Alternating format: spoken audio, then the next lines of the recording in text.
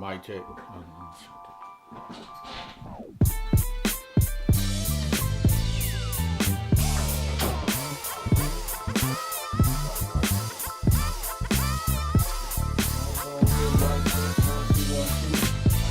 Mic check, 1, 2.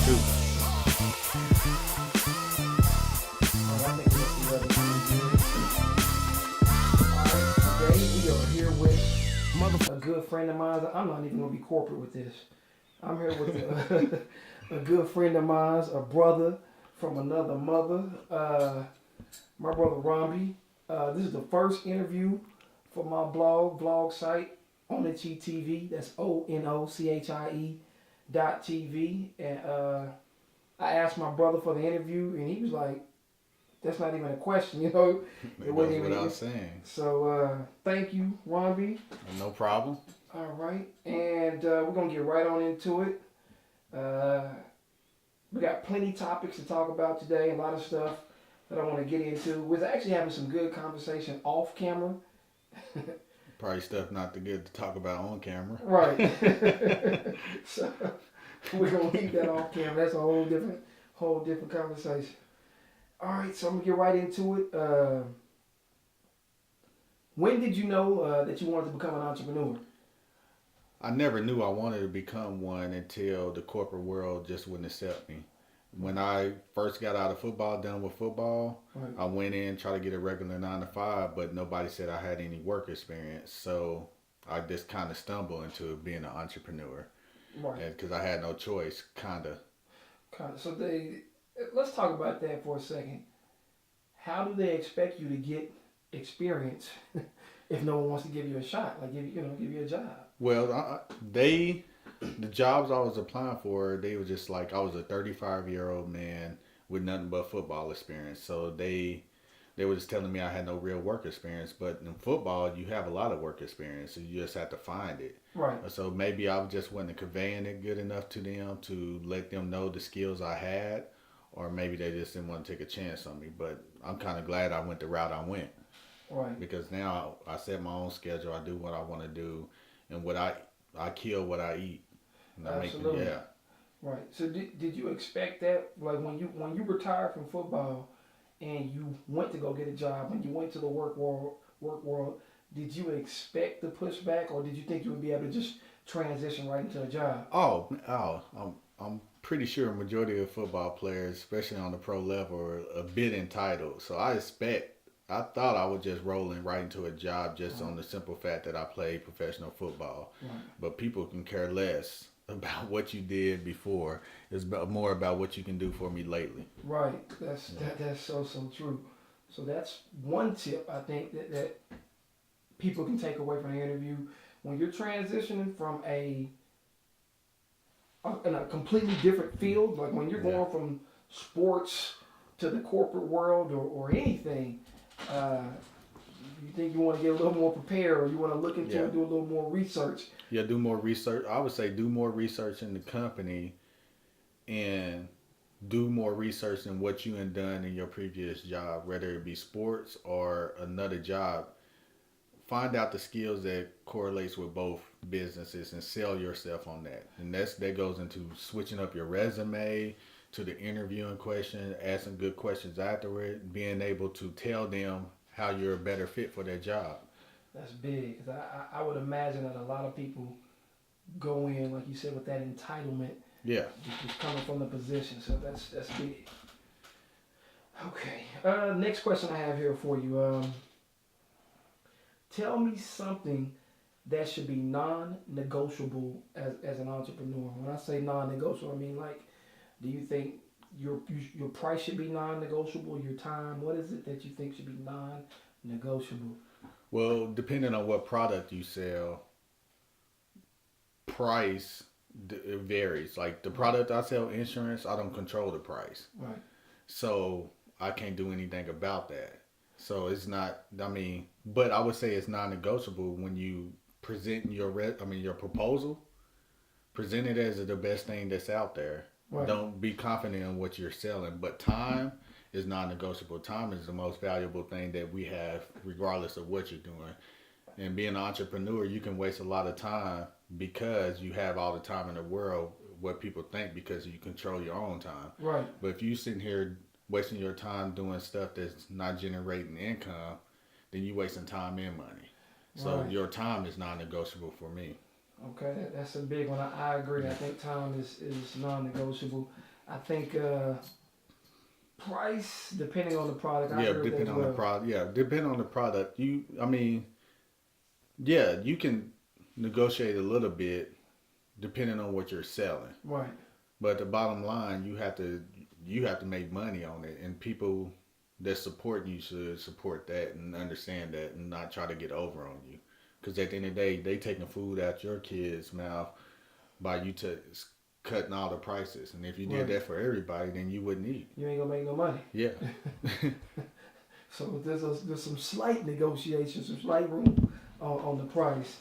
Okay. And speaking of that, let's go right into that. What made you choose insurance as a field you want to go into as far as entrepreneurship? Well, I went and once I saw the corporate world wasn't gonna hire me or just your regular 9 to 5, I went right into sales, and I went to medical device sales and insurance sales, and I went to both of those fields because I have friends in both of those fields. Right. So I talked to them about it, and medical device sales, no medical device sales companies or pharmaceutical companies will hire me. So insurance, farmers, State Farm, and an independent company was all looking to hire me, and I just chose Farmers because I like their platform better than I like State Farm or going the independent route. Okay. So So I didn't choose insurance. It was just kind of something my friends, they were in it and they were doing well in it. So it was out of insurance and medical device sales, and I went with the company that hired me first. So I kind of, you don't grow up wanting to be an insurance agent. right. Like, yeah, you know. Okay, I got you. So when you say you sell insurance, what I think insurance is a blanket statement. Yeah. Could you tell them specifically what it is that you Oh, sell? I sell personalized insurance. So when it comes to your home, auto, life, any toys like motorcycle, boats, pretty much almost anything but health insurance. I do commercial business. There's pretty much almost anything but health insurance. Okay, and I mean, and not to be like giving a cheap plug, but we talking about it. So Yeah. how could they, if someone wanted to, like, what is the process if someone wants to sign up for car insurance and home insurance with you? How do they get in contact with you? Oh, well, they can call me. My number is 214-702-5255, or they can email me at rbryant, the number one, at farmersagent.com. And they can just email me, and if they just want a quote or anything, just want me to review their policy to see if they're in a product that's good for them, I'm willing to do that as well. Okay, and so someone can contact you about those particular insurances. Is there hours? Is there particular hours that they can reach you, or do you prefer a time or? Yeah, that's your normal hours. Between 8:30 and 5:30, you can contact me. You can email me 3 o'clock in the morning if you feel the need to, and I'll get back to it the next business day. And he will answer. Yeah. All right, so going on. One of my next questions for you here is, as an entrepreneur, or just not even as as a human being, as a person, what are some of like, or tell me about one of your greatest failures, and what did it teach you? Like, what did you learn from it? One of my greatest failures, being cut for the first time in it when I made it to the league. And what I learned from it is I'm not the most talented person out there. Right. Going through high school, Pop Warner, college, you're one of the best athletes. So Right. you just you getting that silver spoon throughout college. Right. And then when I first made it to the NFL, I was thinking it was going to be an easy shoe in, and Right. it was a rude awakening. So my first year I ended up getting cut, but by the grace of God, I got picked back up and went to NFL Europe and stuck around. But it changed my whole mindset because I got cut and I knew I had to work harder. Right. And then I always been the hardest worker on the team, or one of them since then. Right. And that's why I was known for. That's why I stuck around for 3 years NFL, 1 year NFL Europe, and 7 years in Canada. Because I was always one of the hardest workers. That's big. So actually, you getting cut was a good thing. Yeah, getting cut was a good thing. Yeah, so I failed by getting cut by the team. Right. But I realized that I had to work that much harder to be even noticed on that level. Right. Because you 1% of the 1%. Yeah. If you want to stick around. So when you make it there, everybody got talent. Yeah, everybody got talent. I mean, I think it was Chris Carter that said it. He said majority of players in the NFL are system players. Right. And there's only a few percent that are just studs. Right. And that's so true. It's just whatever situation you get in. Everybody's just as good. One person, I might be faster than this person, but this person might run better routes. Right. Or vice versa. You never know. Right. So if they get put in the right situation at the right time, and it pays off, good for them. Right. Because I've been played with people that have been more talented than me that didn't make it, and I didn't play with people who are I was more talented than, and they made it. Right. So, yeah. I never heard that, so I'll take that. That's good. Now, speaking on that, what was that moment like to you? Like, did you as a kid dream of, like, one day I'm going to go to the NFL, or, you know, how to... You might not remember this, but we were sitting in Tristan's house, in his back room. It was me, you, Tristan, and Curtis sitting there talking, and we was watching Dion play. And we were sitting there talking, and I think it was me and Tristan. And we was like, y'all asked me if I think I can catch a pass on Dion. Right. And I was like, well, yeah, a slant route if he's playing off on me. But then, I remember that. yeah, but then, I mean, I didn't think I would play in the NFL, but it was somewhat of a dream back then. Like, I didn't, be honest with you, I didn't think I would make it to the league until I was like a junior in college. Right. So what was it about the junior in college that made you feel like it was possible? So you might be able to do. Because they have a junior day or whatever they call it, where the NFL comes and watch you train and prepare you run 40s and all that stuff. And I was fast. I ran like a 4.2. Right. And you know, teams, agents start contacting me, and that's when I realized I had a real chance. Man. Well, I ran the 40 for my college, but you know, obviously NFL teams will find out about it. Right. And then I start getting introduced to agents and introduced to these different teams that come in, and my strength coach would tell me, hey, they came here and looked at you. Every time a team came to the school, they were looking at me. All right, so that's when you started realizing. Yeah, I realized that like I have a real legit shot to make it to the league. So when you found, who drafted you? Well, I was an undrafted free agent with the Cardinals. Okay, that's right. You was an undrafted free agent. Yeah, with the Arizona Cardinals. When you got that call, like, what did that moment feel like? Was it surreal, or you know?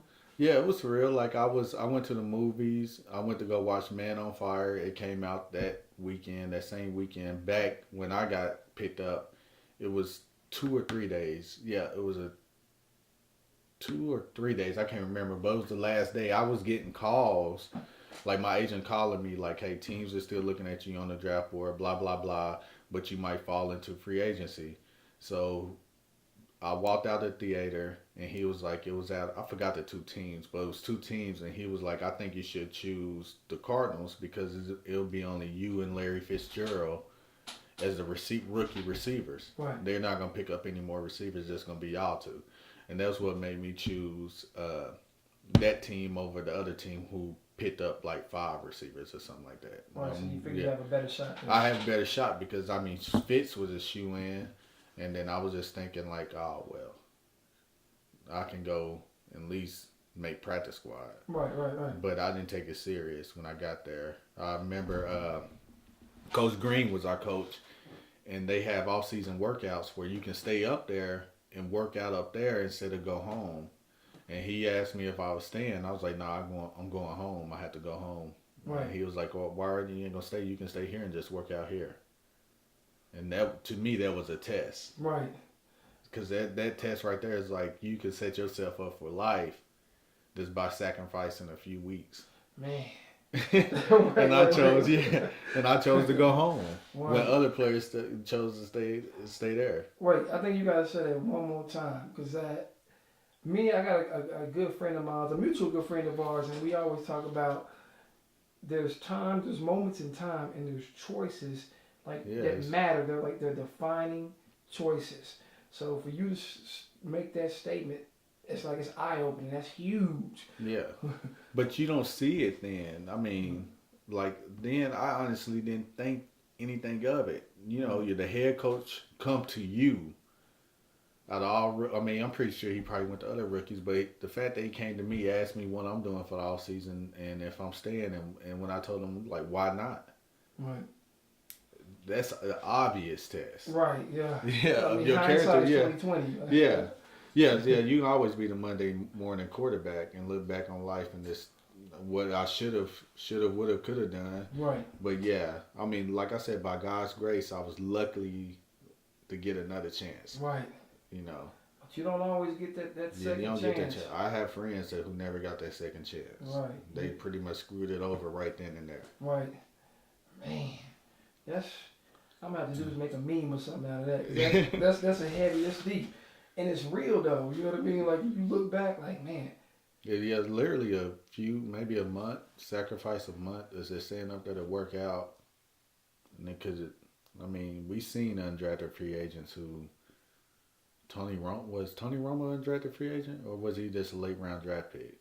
But there's plenty of undrafted free agents who stuck around in the league Based on some of the choices they made. based on the choices they made. They was willing to commit just a little bit more than the next man. Yeah. Man, that is heavy. That is very, very interesting as well. So it's the little things. Once you get to a certain level, it's the little things that separate you from the talent. Everybody has talent. I think it's the same thing in entrepreneurship. There's a lot of people trying to do the exact same thing that you're trying to do. What is going to separate you? Discipline and being consistent. Yeah. And that's the same thing in the NFL. You have to be disciplined and consistent in everything that you do. Man. I should have been disciplined enough to stay there and sacrifice, and then I would have been more consistent on the field. Right. I probably would have known. I would have knew the plays better. I would have had a better relationship with the quarterback, or whatever the case might have been. Whatever reason they decided to cut me. Right. They would show that I cared a little bit more. Right. You know. Just by staying extra. By staying extra, yeah. And I'm might have been one of the only rookies that left. Right. A lot of other people stayed. A lot of rookies stayed. I was like, I'm going home. Right. Had a little girlfriend at the time. She's not my wife now, so Right. you know. Wasn't worth it. It wasn't worth it. Yeah, you know. And she could have easily came there. Right. And got it in. That's big. So all the youth that are listening in any sport, entrepreneurship, basketball, football, whatever it is you want to do, dedication and consistency, man. Yeah. Those are huge, man, and it'll translate in whatever field that you're choosing to participate in. Dedication and consistency. You heard it here. Okay. My next question here for you is, what keeps you going when times get tough? You know, like, and you can use the NFL or entrepreneurship, whatever. Well, right now it's just your family. You got to put food on the table. That's what keeps me motivated and keeps going. And then just having people who have your back. People like you, my wife, that's always encouraging you to keep you going. Right. So that is a part of like a successful formula, you would say, having, I guess, a team. You have to have somebody that has your back. I mean, if you living in a household, you trying to be an entrepreneur, and you living with someone who doesn't believe in that, then you're gonna have a hard time. You're gonna have a hard time. You're gonna have a hard time. So you got to have people that believe in you and willing to encourage you when you're down. Yeah, I agree. I 1,000,000% agree. Having a team, having just people around you, or somebody that you can call that can pick you up when you're feeling a little bit low. I think that's highly important. And you have to have a strong why. I mean, whatever your why is, it can be. I mean, it can be something, whatever it is in that business. You just want to be the number one insurance agent in Texas. That can be your why. Right. As long as you pushing for it, understand what you have to do to become that. That can be whatever wakes you up in the morning. Because some people are super competitive like that, to where that's their why. I just want to be number one. Right. Some people's success is totally different from this with different people. My success is going to be totally different than the next man's success, what they consider success. Absolutely. So you got to have, know your why. Yeah. Sum it up. Know your why. Know why it is that you're getting into whatever it is that you want to get into. Know your why. I like that. I don't know if I heard that somewhere before. Oh, they got a book on it. Yeah. A lot of people talk about it. Eric Thomas, every self-help book you ever read, it's going to talk about, Know your why. It's going to talk about what's your why. Why are you doing it? They might word it different, but it boils down to know what wakes you up to get you to doing it. Because if you wake up hating what you want to do, then you should be fired up about money. Like, I used to be fired up about going to practice the first day or going to training camp. Right. I used to be fired up, because you have to love it. And it should be the same thing. You don't have to love insurance, but you should love something. Like, I love the fact that I get to go network and hang out with people and bring value to other people. Right. I just happen to sell insurance to help me do that. I'm a servant. I love to serve. I love to help people. I love to put other people in position to do good. Yes. Okay. My platform is just insurance. Okay, I got it. So you can have a strong why that has zero to do with the field that you're in. If you're a connector, you're a connector. Right. And you can be a connector in any type of field. Right. Okay, I'll take that question then. So I know, like, so a lot of the self-help books say that you have to have a passion for whatever it is you're wanting to do. Do you believe that you have to have that you got to have a passion for a product that you want to sell? You don't have to have a passion, because like I said, most to them, they're all insurance agents I didn't ever met and talked to. They didn't grow up wanting to be an insurance agent. Right. They didn't have a passion. They believe in what they sell. They believe in the product that they putting out there. Right. But I don't know if they had a passion for insurance. It's more or less of maybe a passion having a successful business. Mm-hmm. But insurance, I mean, they might have grew to have a passion, but no one got into insurance that I know of that had a passion that's strictly for insurance. Yeah, for insurance. Now, you do have to believe in your product and know what you're selling to sell it. To be an effective salesman, you got to believe in the product that you're selling. Yeah, you were with me this weekend when I went and got a new car. Yeah. I didn't choose one car because the guy wasn't passionate about what he didn't believe in the product that he was selling. Right. I chose a car that was the car that I didn't choose was better.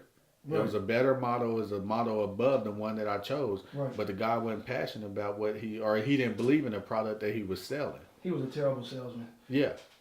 He didn't believe in his product at all. So I literally went across the street and bought a car there. Right.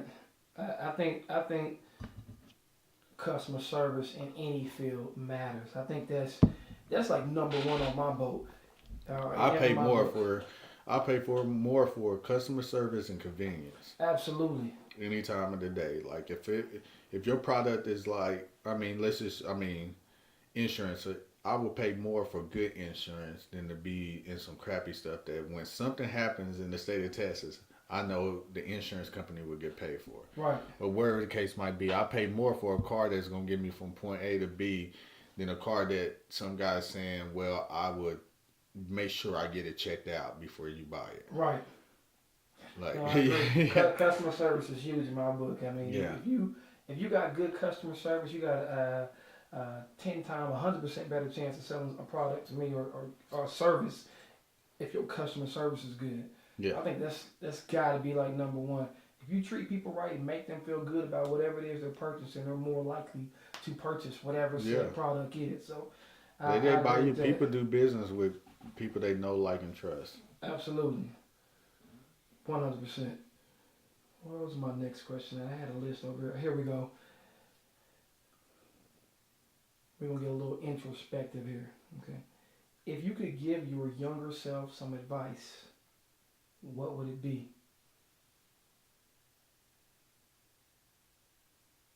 I would use my platform to set up my second career. Right. It went from leaving from transition from football to, civilian life. I would tell my younger self to use that platform because a lot of us players, we just have the blinders on. Right. And we just concentrating on making a team. When I know guys who didn't use their platform while they were playing football to set up their career when they were done. That's big. And it's a lot smoother transition. So whatever you're doing, you can use whatever platform. You can constantly network. Your network is your net worth. Yes. Like they always say. Yes. So you're never guaranteed whatever job or whatever business that you're in. The market might shift. Right. You never know what's going to happen. So whatever use your platform that you're currently in to set you up for it if you need to make a move. Absolutely. So I definitely wish I would have used that. So do you feel like retiring from being a professional athlete to going back to, like you said, civilian life, do you feel like there needs to be something in place for athletes to help with that transition, or is there something in place? There is, but it's just, they have several things. The NFL has a lot of things in place to help you with the transition. Right. But it's hard. Like say if you live in Texas, it's not a whole lot of stuff going on here in Texas that can help you. Right. Meaning like they have an entrepreneurship school that you can go to, but it's in Boston. Right. And then they have another one in Michigan. So that means you have to not move, but take time off your job to go to Michigan or go to Boston. Right. To the school. And you might not be able to do that because you might have a 9 to 5. You might have a family. Yeah. So you can't up and leave. I wish it was just something more, in each city for people. But it might be hard because right. They mean you have to have resources. But I think that's for us to do. Right. It's me and a few guys here that are trying to do that for guys here, like guys who can't go to Boston or Michigan. Right. Let's go ahead and connect them to someone down here who can connect them or mentor them kind or of help them with the transition. Help them with the transition. Because we didn't sit down and met with a lot of people and on trying to build something like that. Okay, so I got two questions, or maybe I got one statement and a question. First thing is, I think that's big that you said use the platform that you're on to set you up for something a little bit later. Yeah. Especially when you have such a huge platform. If you start thinking about these type of things a little bit earlier, it would definitely help with the transition, and you can start maybe deciding what you're going to be doing afterwards. But I think that's a huge one. And my question for you with that is, because that seems like something pretty common with athletes, the transition may not be as smooth, especially if you, like you said, had on your blinders. And I think you kind of mentioned this in your statement. I think that's actually something that you should probably pursue. And I'm going to tie that into something else that I know you have going on. I know that you just recently got enrolled at SMU. Yeah. What did you get enrolled for? Let's talk about that a little bit. Dispute resolution, and then within that program you get a certificate for executive coaching. Okay. So dispute resolution is 2 routes you can take, or basically 3 routes you can take. You can become a mediator, you can become a consultant, or you can become a executive coach. Okay. The executive coach and consultant is kind of the same thing. Then you can become a mediator or a negotiator or whatever through that program.